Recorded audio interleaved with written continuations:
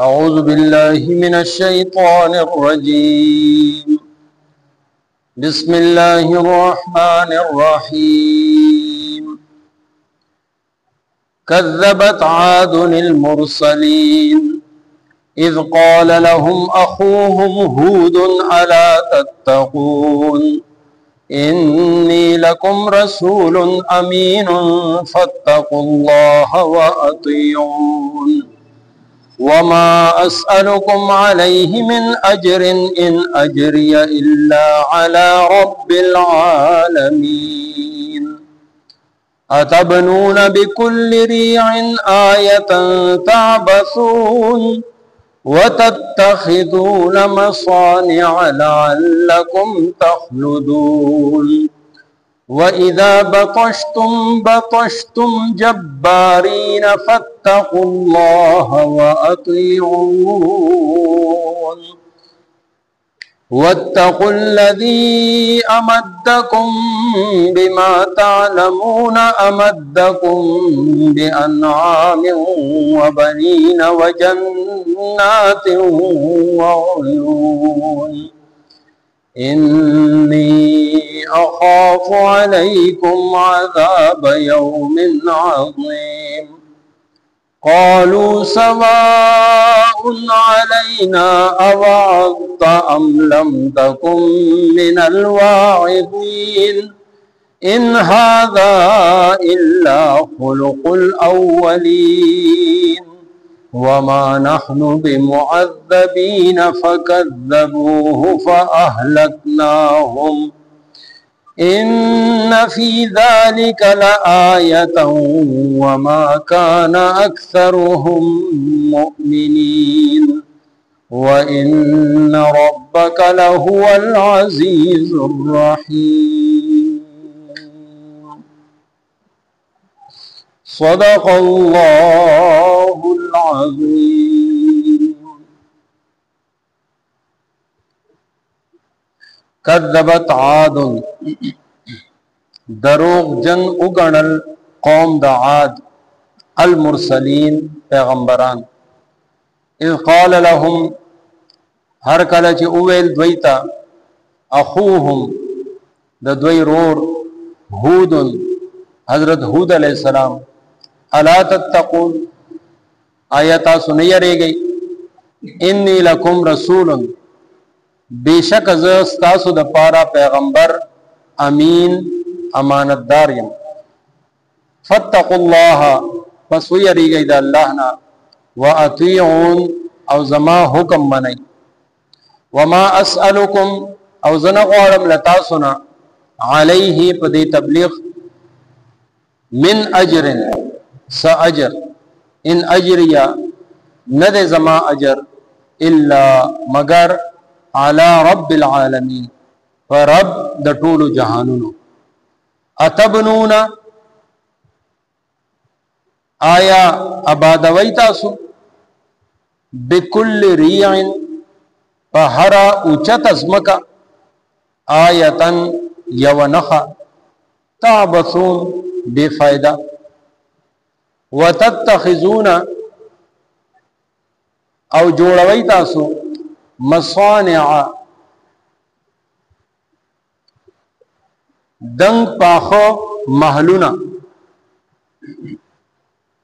لعلکم شاید چې تاسو با تخلدون ہمیشہ پاتې کیږئ وَإِذَا بَطَشْتُمْ او هر کله چې تاسو رانی سي بطشتم نورانی سي جبارین د ظالمانو بشان فاتقوا الله پسو یریږئ د الله نه واطیعون او زما حکم منئ واتقوا الذی او یریږئ د هغه ذات نه چې امدکم امداد وکړه ستاسو بما د هغه سنا تعلمون چې تاسو په پوهیږئ امدکم امداد کړه د تاسو بانعام په چار پایانو وبنین او په زامنو وجنات او په باغونو وعيون او په چینو سره انی اخافو بیشک زیریگم علیکم پتاسو عذاب د عذابنا یوم د ورځې عظیم لوی. قالو دوی ویل سواء علینا برابر ده په مونږه او عزتا چې ته نصیحت وکي ام لم تکن یا نه ته من الواعظین د نصیحت کوونکو نه. ان هذا الا ند دا مگر خلق الاولین عادت دې د پخوانو خلق. وما نحن او نه یو مونږه بمعذبین عذاب کړی شوی. فکذبوه پس دوی درو وګڼلو هغه. فاهلکناهم پس هلاک کړل مونږه غي. ان فی ذلک بشک پدې کې لآیتن نخدا د قدرت.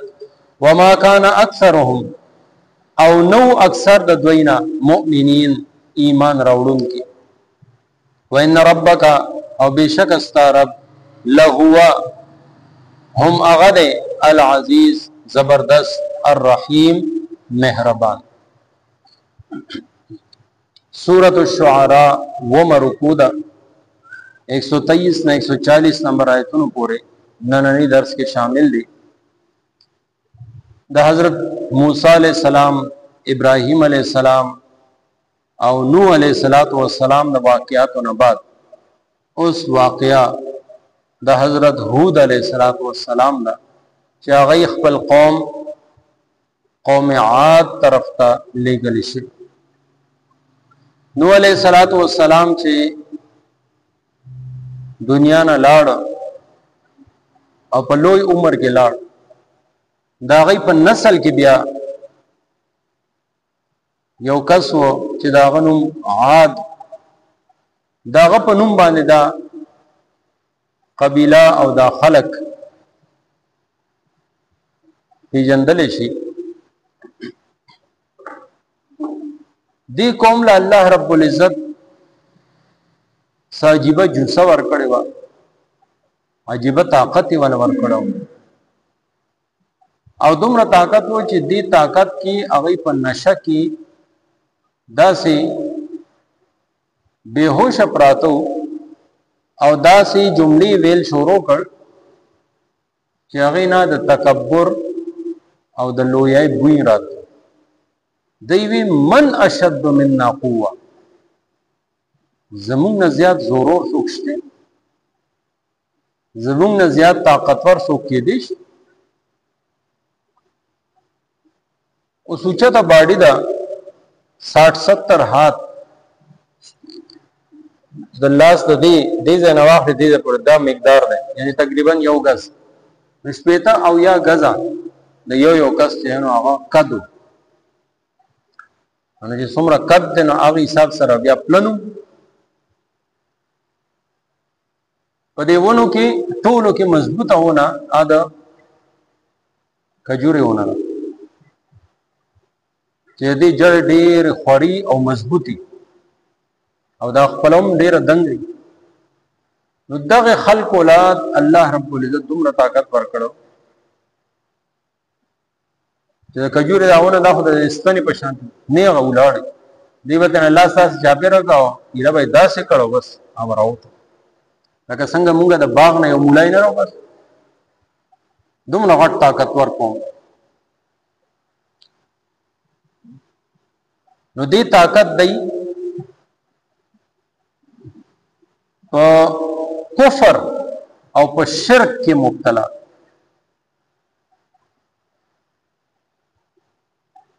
مال یې یا طاقت یې دې سره که شکر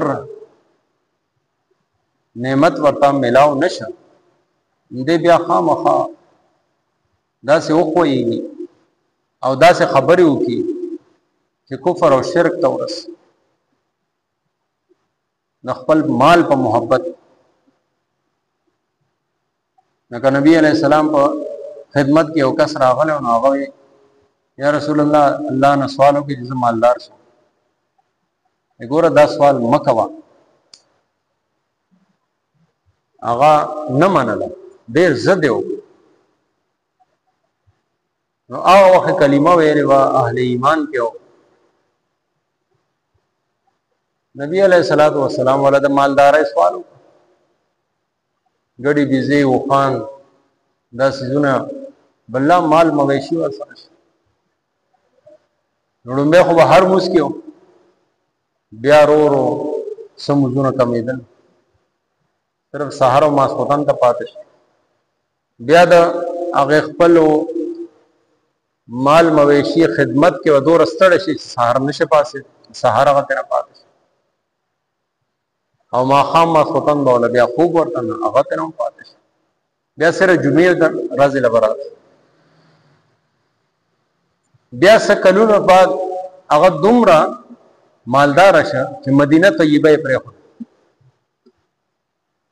یعنی خلکو مدینه منوره ته زی د نبی علیہ الصلوۃ والسلام په ژوند کې هم او نن هم الله نه سوال کوي چې الله هغه ځای کې زما مرګ راشي همغه ګوره کمزوري ایمان والے دوا کول پکار دي او مونږه دومره د ټینګ نه یو ایو کس لاړل تنو یا الله مال مدینه مرګ راکا یا الله مدینه کې را مرګ راکا عمره لته نل نه جوړش ډیر سخت نه جوړش یا الله صحت راکا چې خیر خیریه سره کور ته واپس لاړ شي نو زموږ ایمان بیا داسې دی نو ځکه خیال کول پکار دی د الله نه سوال کول پکار دی الله رب العزت لوی غنی بادشاہ دی چا باندې رحم وکي فضل وکي زموږ علماء دیوبند کې سونو خلق التا جنت البقیع کې دفن دي او دا هغه مرګ د دې لپاره غواړي چې هغه جنت البقیع کې هغه قبرستان کې دا یعنی هغه دفن شي ان بیا دا هغه بخنه یقیني ده هغه نیک خلق سره صحابه سره او د نبی علیہ السلام اولاد سره اصحاب سره چې گاوند ملاو شي ان شاء الله د بخنه امید زیات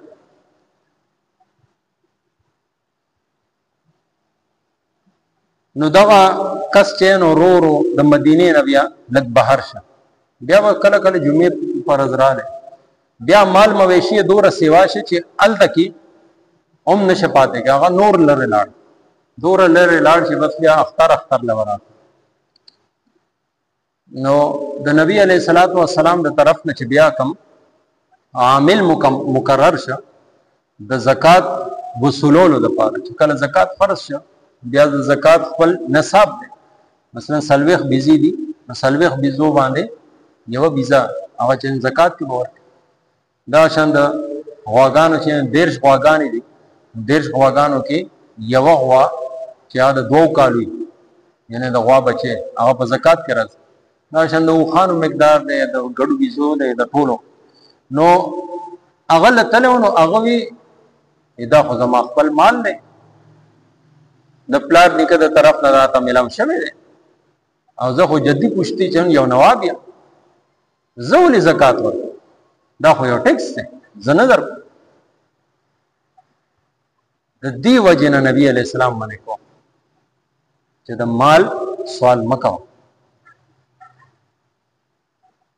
ولې چې مال سره اکثر ګناهونه او بیا داسې هم موقع راشي چې انسان کفر ته واړي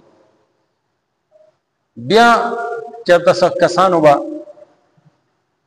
مجبور کړي یا وای پویا کړي چې دا سکے نه هوته ځان غر کې د چا په دعا سره چې دا هر سره ته ملاوي شي هغه د خیره وکړي نار سره ودانه لاړ نو د مال د تلو هغه یره دا سوا چې پیغمبر علی السلام له لاړ او اخلاص نو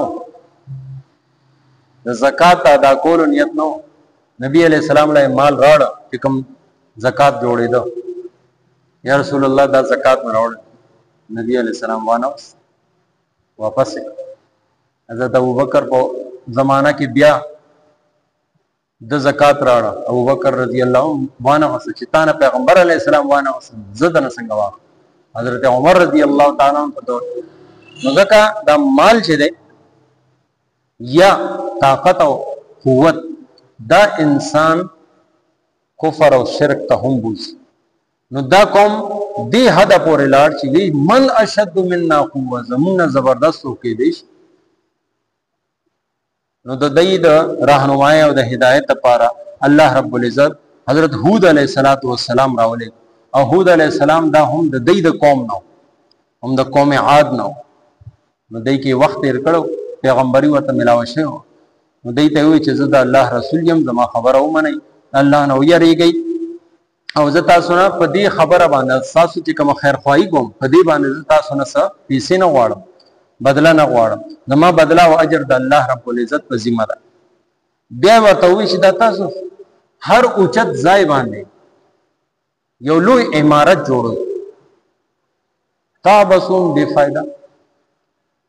غیبا نه مختلف عمارتونه او محلات دغه غټ غټ کورونه اوچت اوچت ځایونه به جوړو د نخې لپاره. لکه څنګه بس ځایونو کې وتا سره غټ غټ ګمبد په شان چین شکل جوړ کړي په غرونو باندې.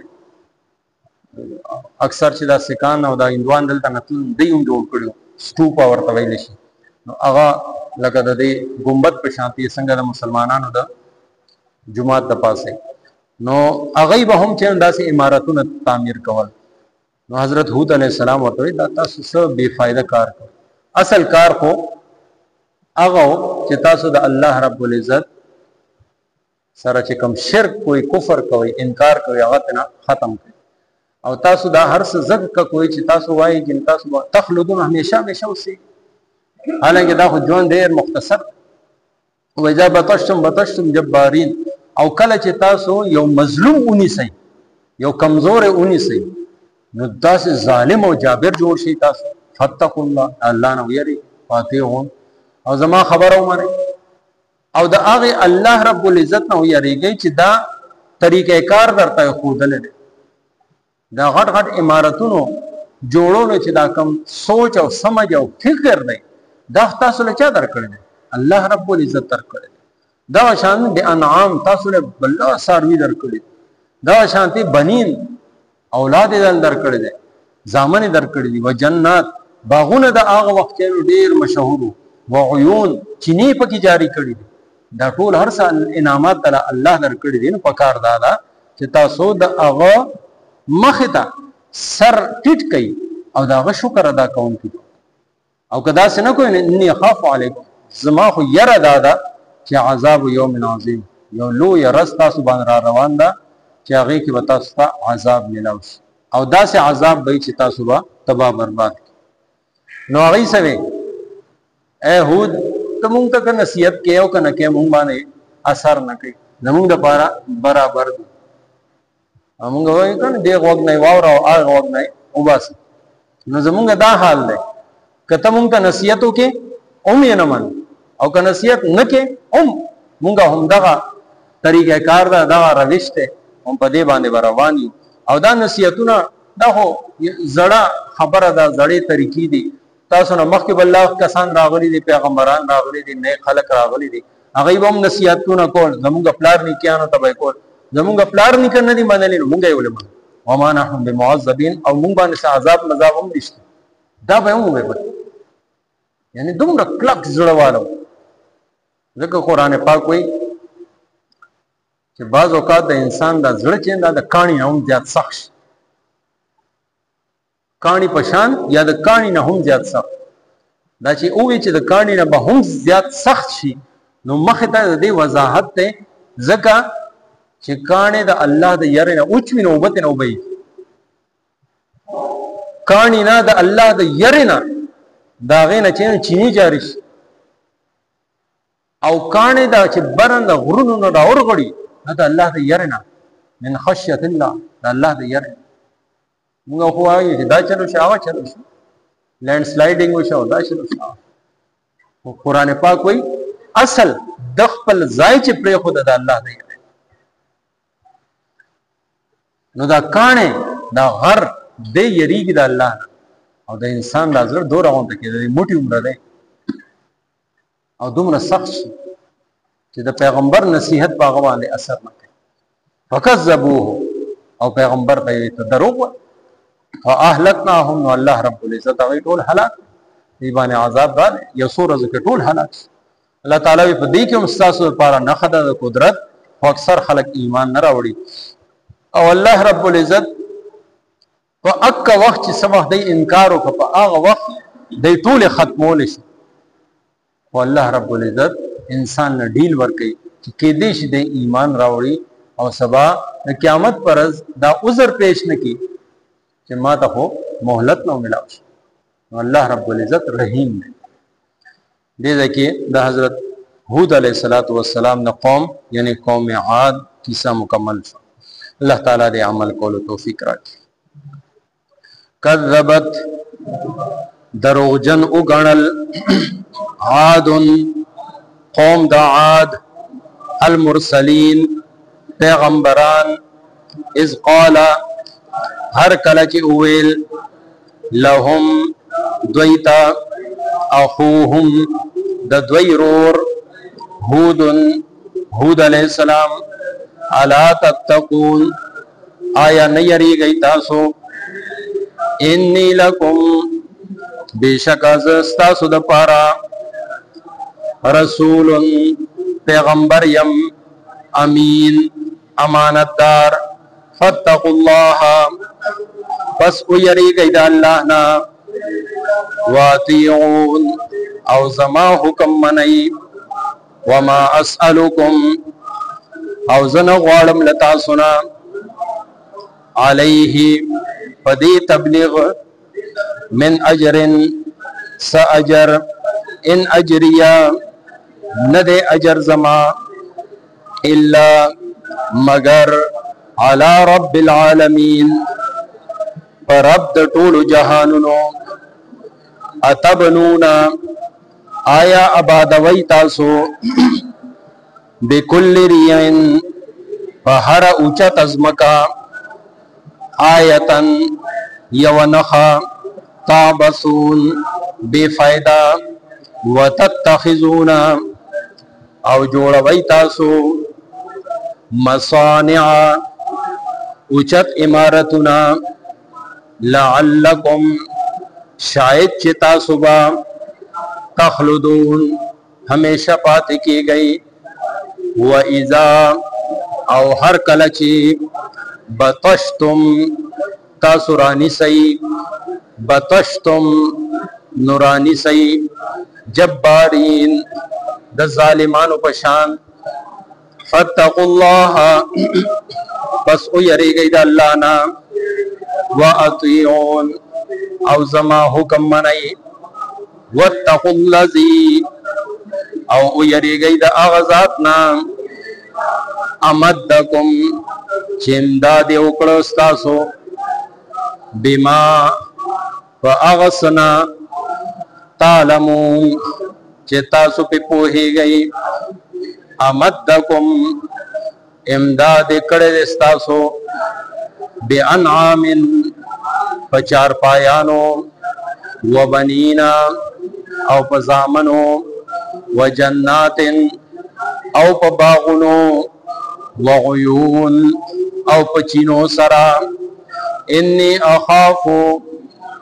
بیشک از یریگم علیکم پتاسو عذابا دا عذاب یوم عظیم دلوی رضی قالو دوی ویل سواء برابر دا علینا پمونگا اوعستا چنت نصیحت اکی ام لم تکن یا نیت من الواعظین دا نصیحت کون کنا ان هذا الا نددا مگر خلق الاولین عادت د پخوانو خلقو وما نحنو او نیمونگا بمعذبین عذاب کڑی شوی